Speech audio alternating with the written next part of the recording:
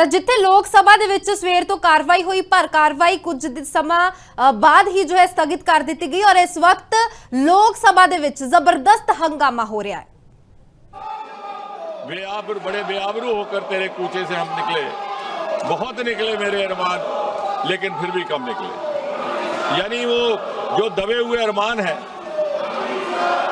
7 LKM में जाकर के बसने के और नेता बनने के, वो ना मालूम किस किस प्रकार पिछले एक सप्ताह में जाहिर हुए।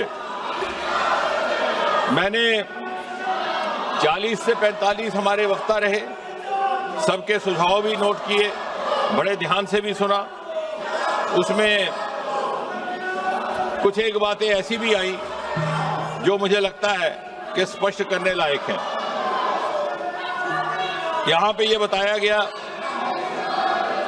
हमारे कांग्रेस के नेता गगन गोगोई जी ने कहा कि मासूम बच्चों पर जुल्म सितम ढाया गया।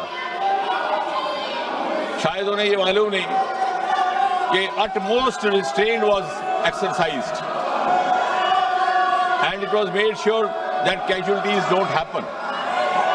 लेकिन मुझे लगा बाद में, जैसे मैंने कहा कि जब शोध किया तो ये लगा कि अपने अनुभव से बोल रहे थे, क्योंकि सन 1969 से लेकर के 1984 तक जो असम में ऑल इंडिया स्टूडेंट यूनियन का प्रदर्शन रहा, आंदोलन रहा, वो हमारा रिकॉर्ड बताता है कि 860 innocent people, most of them students had got killed.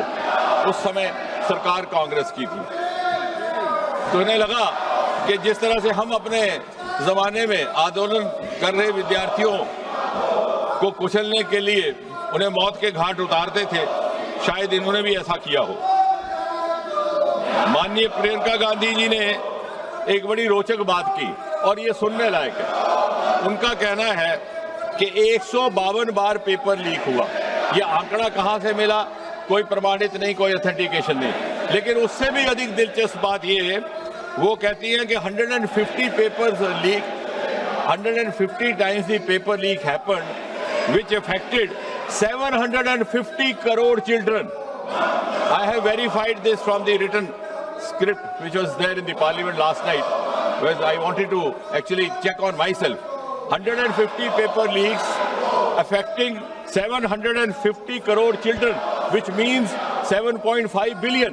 The entire population of the world is just about 8 billion, and you have 7 billion, 7.5 billion children in India।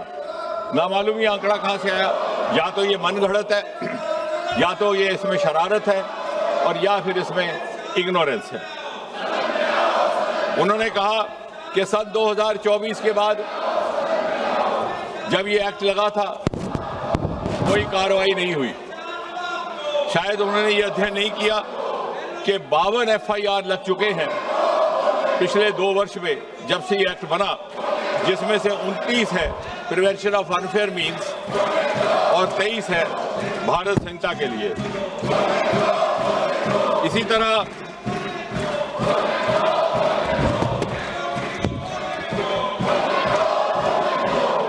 Venugopal जी ने कहा कि हमने स्कूल बंद कर दिए। शायद वो ये कहते कि हमारे हायर एजुकेशन के अवसरों में 30% बढ़ोतरी करने का ये काम इस सरकार ने किया है। We have increased the number of universities from 760 to 1293। I am not saying anything without evidence। The number of higher education institutions has been increased from 51,534 to 64,896। इसी सरकार ने ट्राइबल्स के लिए एकलव्य विद्यालय भी बनाए,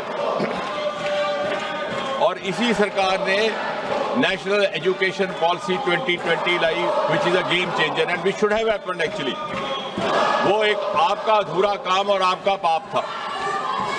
उसका नॉमेनक्लेचर भी गलत था। Human resource development is a nomenclature used in the corporate sector and other places to refer to personnel management, and you had made young children prisoners of the subjects chosen for them in class 12 by their parents, by their guardians, by their elders.